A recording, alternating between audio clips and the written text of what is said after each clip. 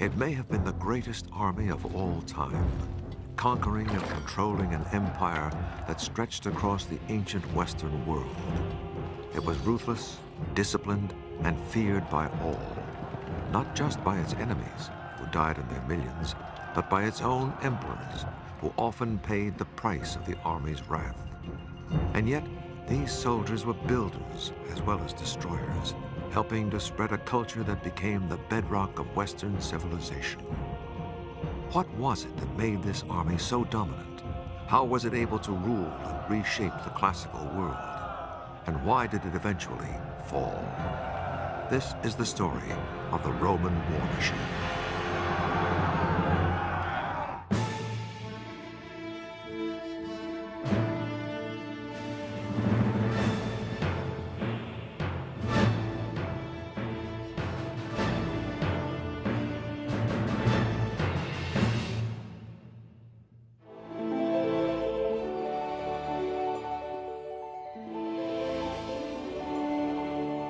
The glory that was Rome was built largely upon the power of its army. Until it discovered how to wage war, Rome was just another small Italian farming settlement. But there was something different about the Romans. They had a unique ability to turn themselves into a political and military power without equal. The city that would dominate the ancient world for centuries began as early as 1000 BC. Archaeologists have found the remains of dwellings from that period on Rome's Palatine Hill, where many centuries later, the Roman emperors built their palaces. Early Rome was dominated by a neighbor, the Etruscans, from what is now Tuscany to the north. Etruscan kings took control of Rome around 600 BC and ruled it for a century before the Romans expelled them. Rome then began creating the political and military system we recognize today. Rome became a republic with a Senate and two chief executives, the consuls, who were elected for one-year terms to handle important matters, including the military. Rome had to learn how to fight because it occupied an important trading crossroads on the Tiber River, and it was always skirmishing with envious neighbors. As early as 500 BC, Rome had an army of 6,000 men called a legion, from the Latin word meaning conscription. But this was a far cry from the professional Roman army that would later dominate the world. They are citizen soldiers, they are part-time soldiers, they get recruited for the campaigning season. They leave their fields, their work, to go off and fight in the army. At the end of the campaign, they're back, bringing in the harvest, bringing in the vintage, plowing the fields. Every year, able-bodied Roman men were summoned by trumpet to report for enlistment. But not all men. Only landowners were trusted to fight for Rome because they had something to protect. Service was regarded as a duty and an honor, and a must for any Roman seeking political power. The Roman people are reluctant to vote for people who cannot show their war wounds. There are many stories of people standing for politics in the Forum, ripping their clothes to show their wounds, to demonstrate that they have fought for Rome in battle. Romans had to provide their own armor and weapons, so the wealthiest, the officers, had a helmet, armor, a spear, a sword, and a shield, while the poorest, the front ranks, had no armor and had only slings and stones for weapons. The early Roman army was modeled on the Greeks, especially the basic tactical formation. The Greek army used the so-called phalanx, a tight-knit, rolling infantry formation which came at the enemy like a forest of spears.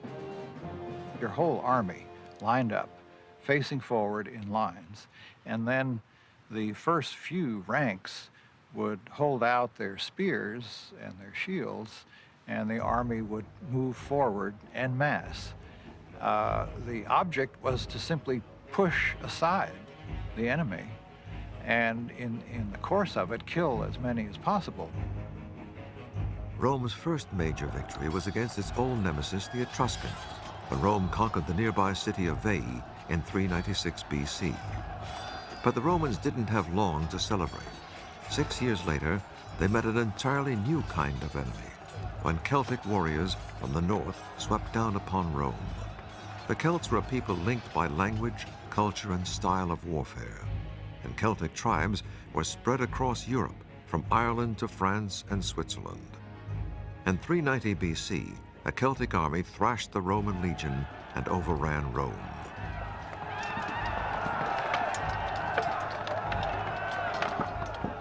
The Celtic method of fighting was very disturbing to them. The Celts simply ran at you with hundreds and thousands of men, yelling, shouting, banging on metal objects, blowing their horns. They really terrified the Romans. The Celts left the city only after the Romans bribed them with gold. This was Rome's wake-up call. It needed to rethink its whole military strategy if it was to survive, and one way was through training. Roman soldiers had to go through the toughest training in the ancient world. There were 4 long, hard months of basic training, and anyone who couldn't stand the pace was either discharged or put on rations of foul-tasting barley until they got it right. Basic training began with marching, and plenty of it. Soldiers had to be able to march more than 20 miles in 5 hours, carrying a full pack. In weapons training, recruits were given dummy swords, shields, and javelins that weighed twice as much as the real things to build muscles. The Romans, I think, in this early period, should really be seen as the Zulus of the Mediterranean world. They are a highly militarized society, and like the Zulus, they don't let their warriors have sex, so when they come into battle, they're very tough. As the army grew, armor became standardized for all soldiers and provided by the state. I'm wearing a male shirt for body protection, and you can see it's made of small individual pieces of metal which are fashioned into rings and then linked together.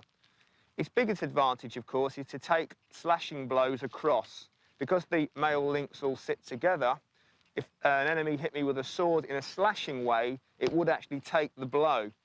The disadvantage of mail was that it doesn't, in fact, take a stabbing at all. If you stab through the mail, the point of the sword will actually pierce the rings.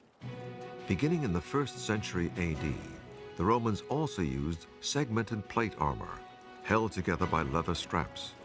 It was so much more complicated than mail armor that soldiers needed help to put it on. You can see all the protections on the top rather than around the legs and things. And the reason for that is that when you've got the Celts fighting you with their long slashing swords, you needed all that protection up on the top rather than the bottom. It also gives you a chance to run. The Roman helmet, gradually redesigned over the centuries, aimed to give maximum protection without blocking the senses. You can see it's a round bowl protecting the top of my head. Round because it's got very good glancing blow action. A square helmet would take the blow, whereas a round helmet, the blow would glance off. Large cheek pieces to protect the side of my face, and a small neck guard at the back to actually take an overhand blow protecting the back of my neck. Now, obviously, you can see there's no covering on my face or on my ears, in fact. And the Romans decided that it was a lot better for a soldier to be able to see around him and hear orders, very vital in battle. Further protection came from the Roman shield, smaller and round in early times, developing later into a bigger rectangular one. It was made of layers of wood glued together, bound, and covered with leather and metal. The thing about the Roman shield is it's curved, not flat like most shields of the time. This gives me protection all around my body. And if I'm coming at you in battle, it's not only a defensive weapon, it's an offensive weapon. I can smash you in the face, and then while you're off balance, draw the sword and in under your ribs. When it came to offensive weapons, the first one the Roman soldier would use in battle was the javelin. great thing about the Roman javelin is when you threw it, the enemy couldn't throw it back. These are delivered in volleys of hundreds. As they rain down, the hard iron tip will punch through the armor. The weight of the handle will bend this soft metal shank. It'll be useless, you can't throw it back. Your shield is useless, you're probably hurt, you're in big trouble. But the weapon that won the empire and kept it was the Roman sword. Once the javelins had been expended, the Roman legion would then move in with probably the most vicious of his weapons, the short sword, or gladius in Latin, very much a close-quarter weapon. It's much shorter than you would envisage a sort of a medieval broadsword to be, because it actually is much shorter. It's designed with a very broad base, tapering to a very, very sharp point. Now, the idea of this weapon was purely to stab. The soldier was trained to actually stab into an enemy soldier, mainly in the stomach area, because, of course, there's no bone for it to actually get jammed in. And, of course, a quick stab and withdrawal would put him out of action one way or the other. Now, the soldier was trained not to use an overhand blow, but purely a stabbing action. In the modern way, a soldier uses the bayonet, really. The thing about this Roman sword is it's shortened to the point, and it's used for stabbing rather than slashing. The barbarians, their swords aren't like ours. They're long and broad, and it's all an ego trip on the battlefield, slashing around above their heads, all style, that's all it is. And while they're doing that, it's up and under stabbing to the ribs, and so we make mincemeat of the barbarians. The Roman army was ready to use their weapons and training to build an empire, and the first victims were their fellow Italians.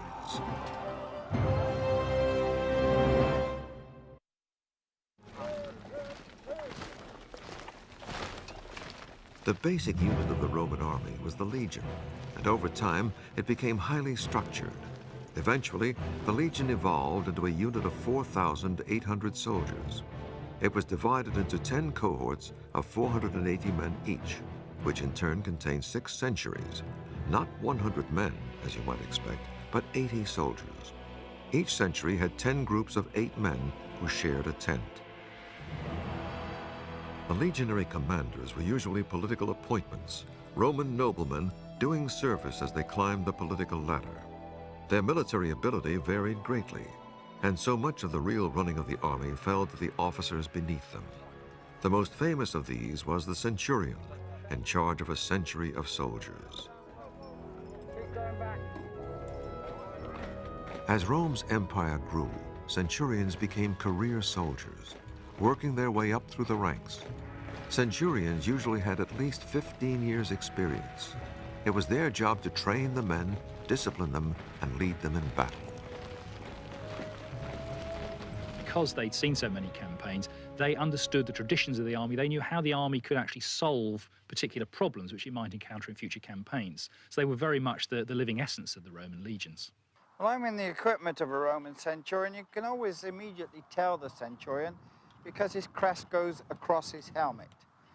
In this case, the crest is made of horsehair, though sometimes they were made of feathers.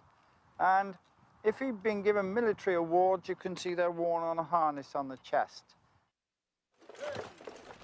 Centurions were career officers who took the term literally. Centurions never had to retire. We find some cases of people over 80 still serving. So this, of course, helps to secure uniformity of standards and training and so on throughout the empire. You see careers of these centurions who've been all over the place in their very long lifetime. Centurions could make a soldier's life hell. They demanded bribes to excuse soldiers from the less popular duties and used their vine staffs to deliver punishment. One centurion, Lucilius, was nicknamed "Give Me Another" for his practice of breaking his staff over soldiers' backs. He was later murdered by his own men. After its early defeat by Celtic warriors in 390 BC, the Roman army changed its battle tactics.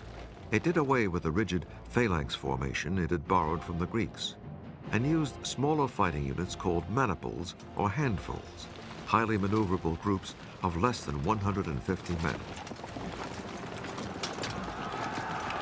This allowed the Roman army to operate more effectively, perhaps on rather rougher ground, but also it allowed them to move groups of soldiers around to the flanks and to the rear of enemy armies. While the basis of the Roman army was its infantry, the foot soldier, each legion also had an attachment of up to 300 cavalry. The Romans were not natural horsemen, so they adapted tactics and gear from their enemies, including the Celts. One example was the military saddle. The saddle on top of it is a very odd-looking beast to most people now. It doesn't look like a modern saddle at all. The most obvious feature are the 4 horns on it, and the 4 horns are there because of the thing that is obviously missing. There are no stirrups at all. The Romans didn't ride with stirrups. The saddle that developed after they'd fought with the Celts had these horns as a very significant feature. If you've got no stirrups, as I said, you can't lean out sideways very safely on a flat saddle. These horns enable you to do that.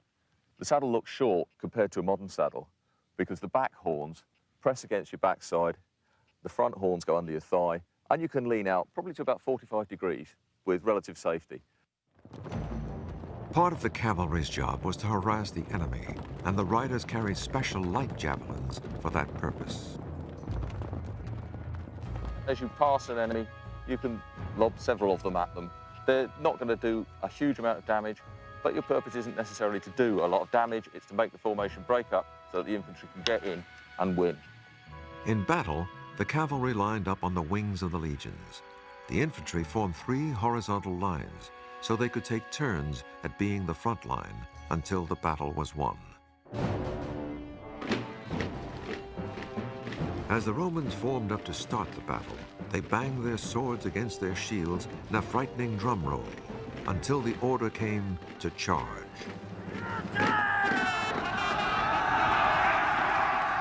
As the 2 sides closed in on each other, the Roman front lines would launch their javelins, disrupting the enemy formation. The infantry would form wedges to break up the enemy lines and allow close-in fighting. That was when the short Roman stabbing sword would come into its own. The fighting itself might be only 20 minutes or so. Sometimes it was a lot longer, but it was very difficult to fight for a great length of time with this massive weight of armor that Roman soldiers and often their enemies wore. Part of the reason for Roman success in battle was undoubtedly to do with training. Once an enemy cracked, the Romans did not surround them. Instead, they usually left an easy escape route so that the cavalry could come in and cut them down as they fled. By 270 BC, Rome controlled much of the Italian peninsula.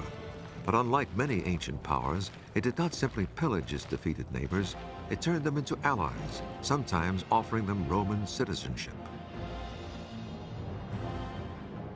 That way, as Rome expands, the people whom it conquers are integrated, form part of the Roman army, and become the troops for the next wave of conquest out. So it's a cumulative process. And that, I think, is key to the success and the growth of this empire. Rome's expansion made a clash inevitable with Carthage, another Mediterranean superpower. And when that clash came, it would produce the most horrendous war the ancient world had ever seen.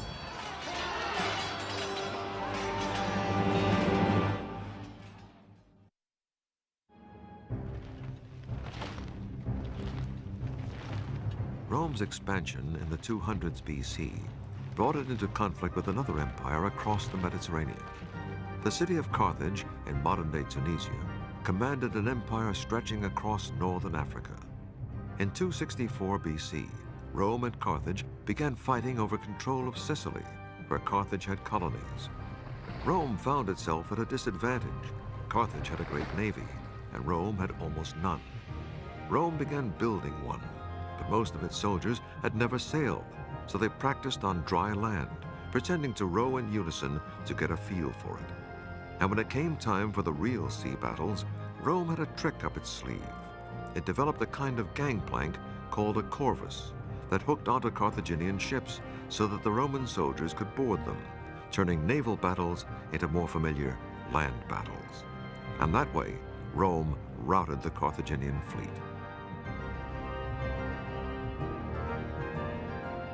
Rome won Sicily, Corsica, and Sardinia, but Carthage did not accept the defeat.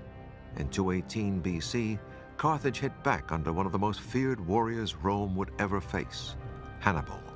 And this time, the target was Rome itself. Hannibal was a man clearly with tremendous determination, a great personal hatred of Rome, which he'd inherited from his family who'd fought the Romans before. And it's also very clear that he had great personal magnetism. Hannibal marched his army through Spain and France and across the Alps into Italy, accompanied by 36 elephants.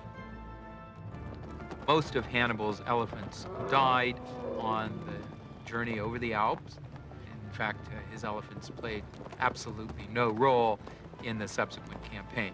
Nevertheless, they represent the skill and boldness that Hannibal portrayed in coming over the Alps so early in the campaigning season and surprising the Romans. With the help of Celtic warriors who joined him on the way, Hannibal won early victories against Roman legions sent to meet him. Then, in 216 BC, came a major showdown at Cannae in southern Italy. Hannibal had about 40,000 troops, while the Romans and their allies had nearly twice that number. But Hannibal was a master tactician. When the Roman legions made their usual thrust towards his center, Hannibal let them advance, then encircled them.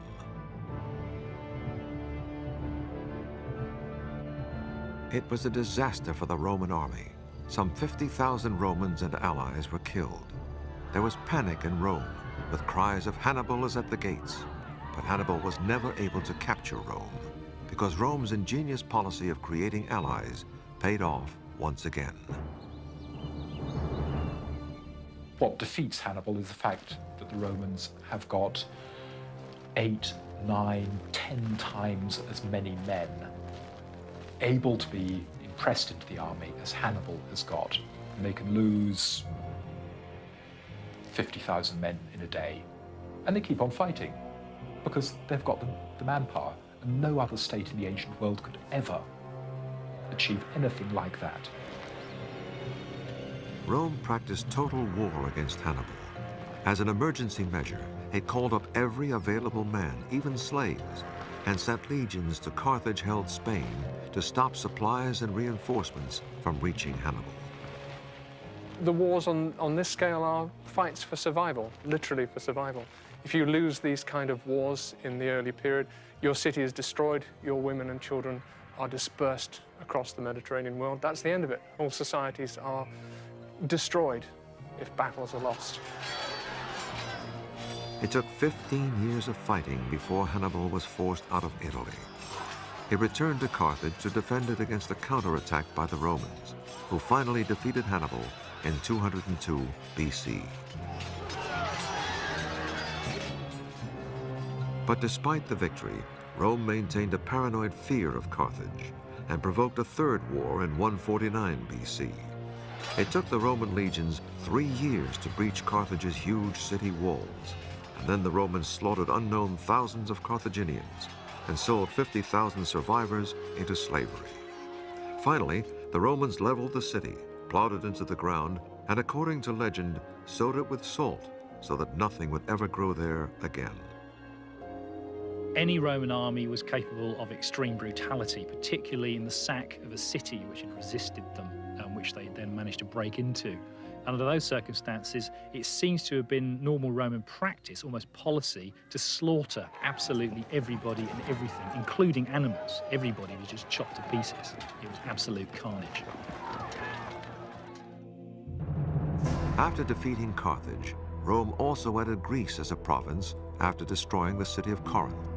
Many other conquests followed, so that by 100 BC, Rome was undisputed master of the Mediterranean.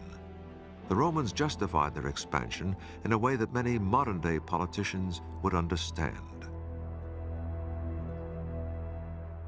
They always convinced themselves that they fight defensive wars.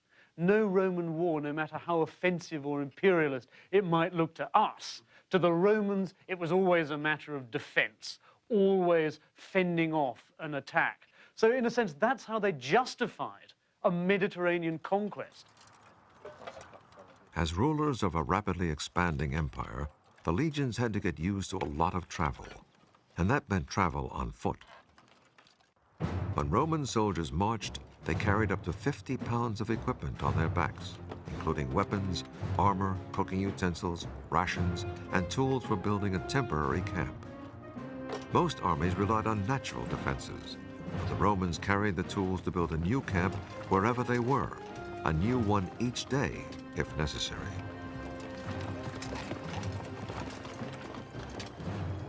They dug a defensive ditch around the whole camp, 5 feet wide and 3 feet deep, then built a palisade with the stakes they carried with them. It was as though the Romans had their own fortified city wherever they went. The primary purpose of a Roman marching camp is psychological rather than military. It's the idea that in enemy territory, every night you make a small city in what is not your territory. And the enemy look on, seeing their territory pockmarked by the advance of Roman armies. The camps were a classic example of the Romans' passion for order. Every camp had an identical plan. Each leather tent was put up in the same position each time, so that the soldiers knew exactly where they were. The soldiers had a great sense of security during the night. They knew exactly where their officers were, and the fact that their comrades were guarding them as well. The Roman obsession with order extended to the discipline of the troops. Camp sentries who fell asleep could be stoned to death for having endangered the whole regiment.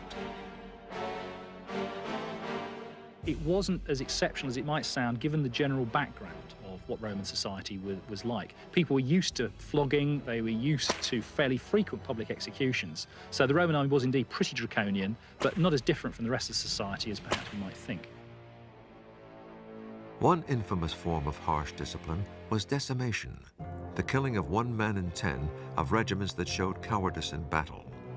The men were selected by lot and clubbed to death by their comrades. Roman obedience was based on fear. If a Roman soldier was faced by a crisis in battle, that Roman soldier, that unit of soldiers, would stand their ground because they were more likely to survive a desperate fight in battle than to survive if they ran away. One famous case of decimation came when Roman legions suffered several defeats during a revolt led by an escaped gladiator, a warrior called Spartacus.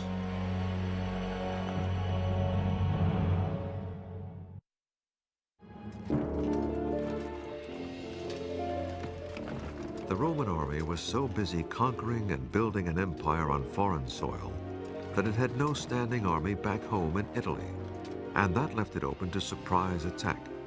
That's just what happened in 73 BC, in a revolt led by a foreign slave named Spartacus, who had been forced to become a gladiator.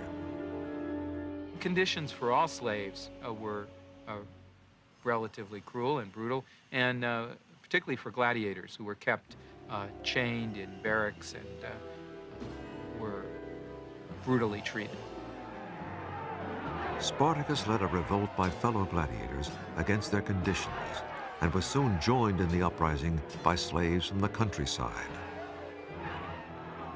Millions of slaves were brought back into Italy, and a lot of them were prisoners of war, a lot of them were ex-warriors.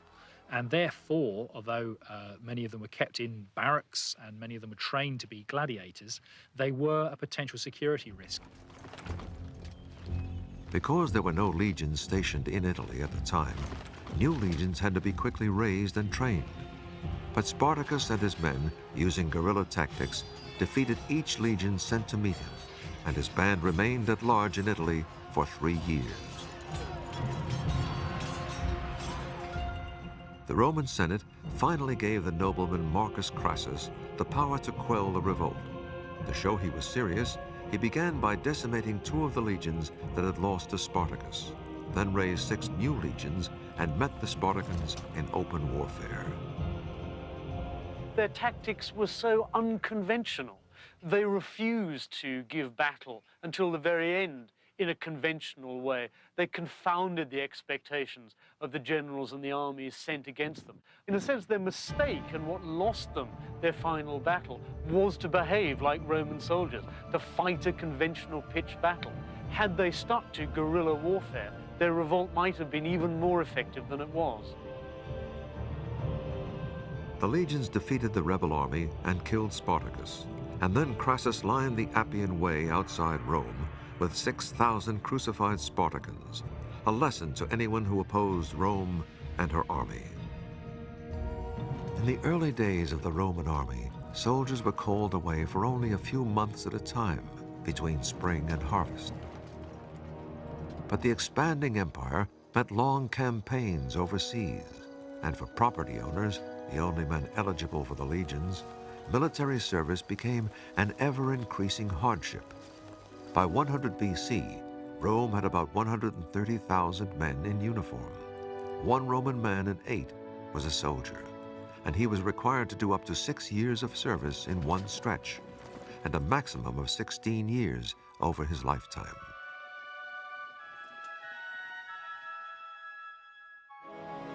The legions needed a bigger pool of manpower to draw on, and the man who made it possible was the consul Marius, himself a great general. Twice he had saved Rome from invasion with victories over German tribes. In the fields near Aix-en-Provence in southern France in 102 BC, Marius's army killed so many Germans, 100,000 by one account, that farmers had bumper crops for years afterwards because of the blood and bones in the soil.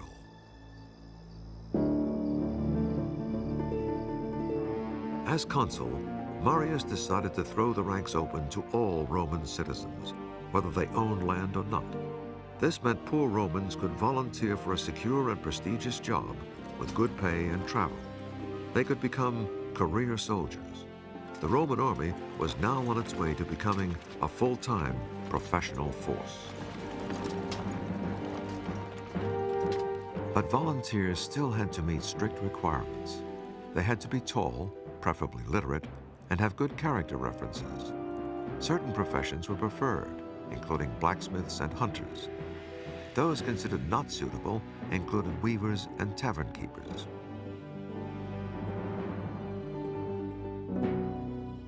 New recruits had to pass an interview and a medical exam, and then had to take an oath to perform whatever they were commanded for the Roman state, and to not shrink from death. They were then given 3 gold pieces and sent to the provinces for training. But many of these new, poorer soldiers were already looking beyond 3 gold pieces. As the army kept adding new conquests, soldiers were increasingly focused on the spoils of war. The amount of booty they were able to bring back from cities like Corinth in 146 BC was so enormous that I think it did encourage massive greed and an increasing level of brutality among Roman soldiers. Increasingly, soldiers turned their loyalty from the Roman state to their own generals, who could make them rich. And the generals, being Roman aristocrats, saw their legions as tickets to wealth and power. Intimately related is the general and his army. The general promises his army land, booty, settlement after the war has finished. And the army promises the general not only success in conquest, but votes back in Rome afterwards. This led to a new class of super generals, all with political ambitions. There was Marius himself, a consul for many years. His rival Sulla, who won victories in the eastern Mediterranean and became dictator of Rome for a time. Pompey the Great, who conquered Syria and Palestine. And the most famous general of all, Julius Caesar. Julius Caesar represents as close as I think you can get to naked ambition in the 1st century BC. There's a famous story of Julius Caesar, aged 31, in further Spain, coming across a statue of that great conqueror Alexander the Great, and suddenly bursting into tears. And his entourage say, "Why, Caesar, are you crying?" And he says, "This man by my age, had conquered most of the world, and I have done nothing. Within a few years, the world would know that Caesar had done a great deal.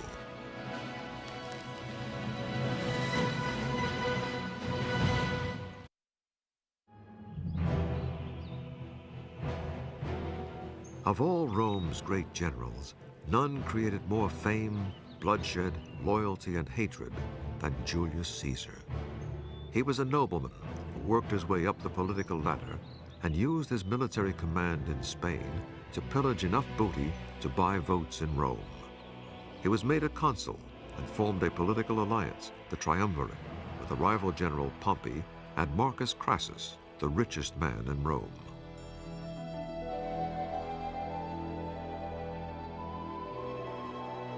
Caesar then had himself made governor of northern Italy and southern France, which made him commander of several legions.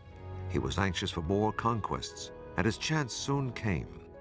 In 58 BC, a Celtic people, the Helvetii, asked Caesar's permission to migrate from Switzerland to western France, across Roman allies' territory in what was then called Gaul. Instead of agreeing, Caesar decided to attack. Caesar, of course, is a cynic. He needs a war, he needs the booty derived from that to finance his political campaigns. Before he goes on campaign in Gaul, he is deeply in debt. Gaul will provide the booty for repaying his creditors. Caesar sent 6 legions against the Helvetii, 360,000 men, women, and children.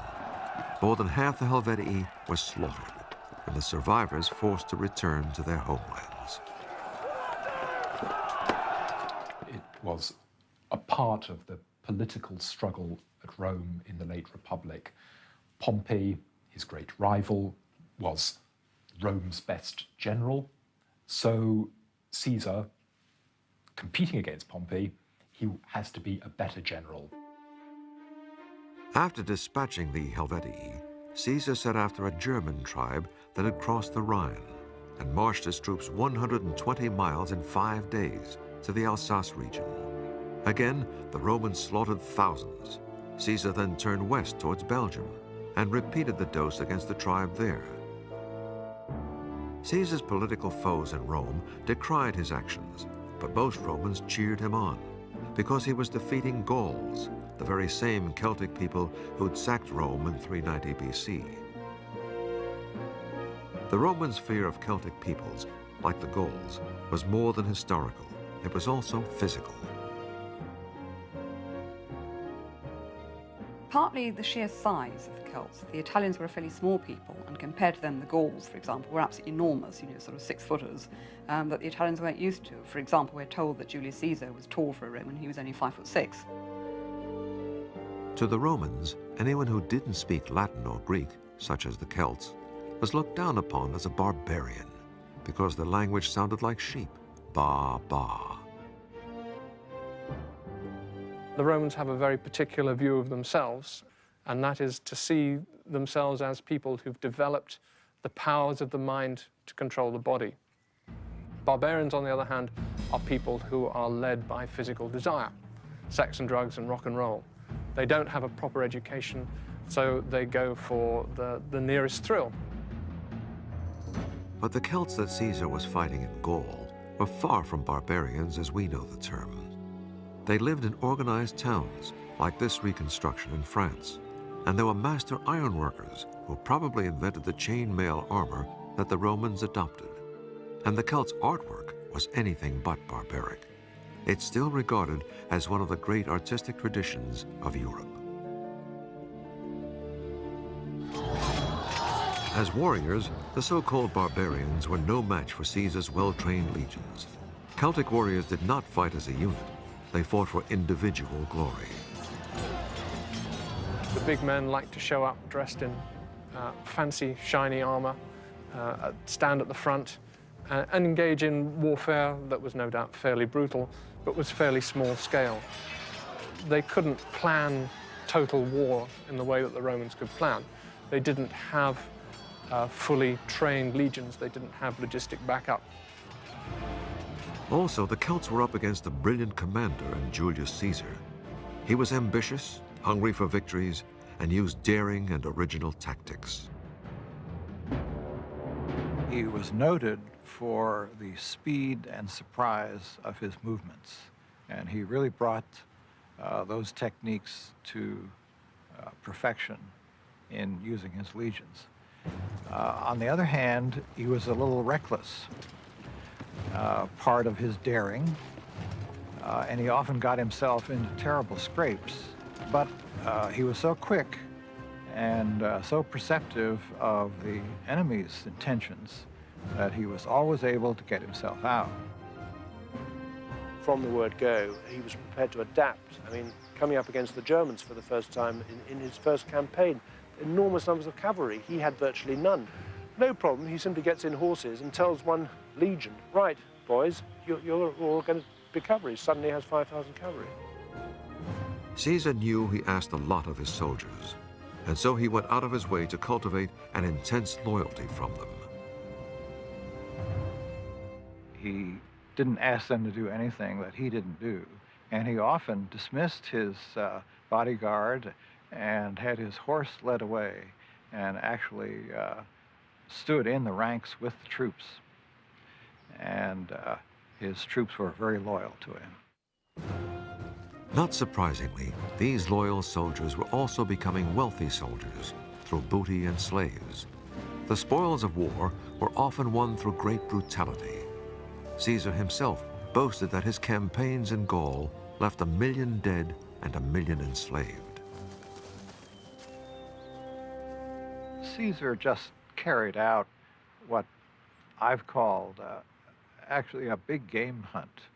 He took his legions back and forth across Gaul, slaughtering troops, pillaging towns, killing women, children. The Romans were terribly cruel on the Celts. Defeated enemies were often made into slaves. Slavery was tremendously important to Rome. 40% of the Italian population were slaves, the same percentage as the American South before the Civil War. Slaves are fundamental to Rome's war effort. Essentially, slaves free the Roman citizen to fight in the army. Without slavery, it would have been impossible for Rome so effectively to initiate these wars of conquest. Caesar's wars of conquest went on for 9 years. He was the ultimate example of everything the Roman army had become in its first 500 years. Dedicated, ambitious, ruthless. And Caesar would not stop with foreign conquests. With his army behind him, he would conquer his enemies in Rome and take the title of dictator for life.